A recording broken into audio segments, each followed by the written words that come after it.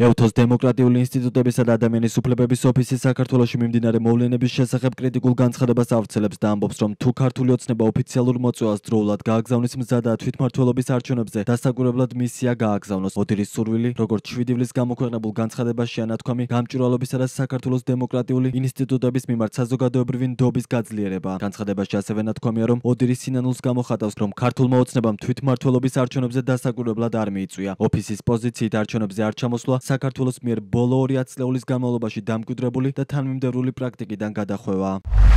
ოდირის სინანულს გამოთქვამს, საქართველოს ხელისუფლების მიერ გაცხადებული განზრახვის გამო არ მოიწვიოს ოფისი მომავალ ადგილობრივ არჩევნებზე დასაკვირვებლად, რაც გადახვევა საქართველოს მიერ ბოლო 2 ათწლეულის განმავლობაში დამკვიდრებული და თანმიმდევრული პრაქტიკიდან. ოდირი კვლავ მზადაა გააგზავნოს სადამკვირვებლო მისია, თუ ხელისუფლება გადაწყვეტს დროულად გააგზავნოს მოწვევა გამჭვირვალობისა და საქართველოს დემოკრატიული ინსტიტუტების მიმართ საზოგადოების ნდობის გაზრდის ინტერესებიდან გამომდინარე. ოდირი კვლავ ერთგულია საქართველოს მხარდაჭერისა ეუთოს ვალდებულებების შესრულების პროცესში და იმედს ვიტოვებთ, რომ გავაგრძელებთ ჩვენს ხანგრძლივ თანამშრომლობას როგორც საქართველოს ხელისუფლებასთან, ისე სამოქალაქო საზოგადოებასთან, რათა ხელი შეუწყოთ დემოკრატიული მმართველობისა და ადამიანის უფლებების განმტკიცებას ყველასთვის.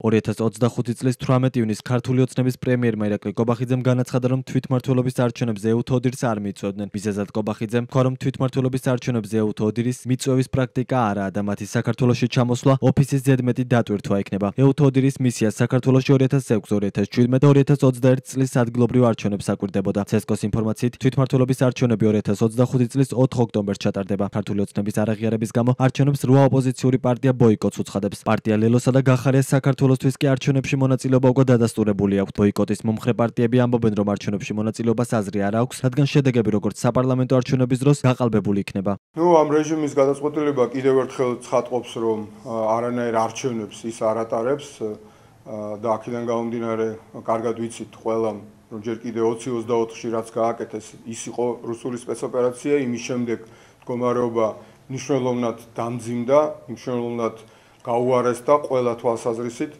მიხეილ სააკაშვილი და ყველა სხვა პარტიის პოლიტიკური ლიდერი კვლავ ციხეშია და ახლა მიხეილ სააკაშვილს მიემატნენ სხვა პოლიტიკური პარტიების ლიდერები, ჩვენი ახალგაზრდები, პატრიოტები ციხეში სხედან.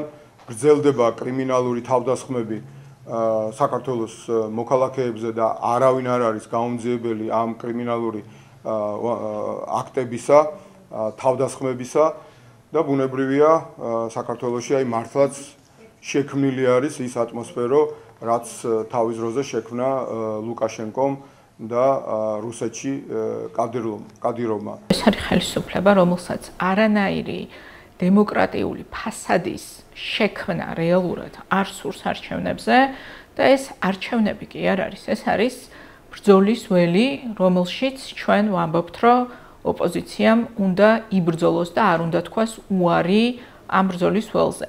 ეუთოს მიმართვა ხელისუფლების მიმართ, რომ მოიწვიოს მისი სადამკვირვებლო მისია, ასევე ადასტურებს იმას, რომ ეუთოც ასე ხედავს სწორედ ადგილობრივ არჩევნებს, როგორც მნიშვნელოვანი პოლიტიკური ბრძოლის გამართვის არეალს და ამიტომ ეხლა კი არ აცხადებს ამ არჩევნებს არალეგიტიმურად წინსწრებით, არამედ მიმართავს ხელისუფლებას, რომ უზრუნველყოს სადამკვირვებლო ფუნქციების განხორციელება ამ მნიშვნელოვან პოლიტიკურ ბრძოლაში. 2025 წლის თვითმმართველობის არჩევნებს 8 ოპოზიციურ პარტიასთან ერთად ბოიკოტს უცხადებს პროევროპული აქციების მონაწილეები და არაერთ რეზოლუციაში პოლიტპატიმრად მოხსენიებული აქციების დროს დაკავებული დემონსტრანტები და მათი ოჯახის წევრები.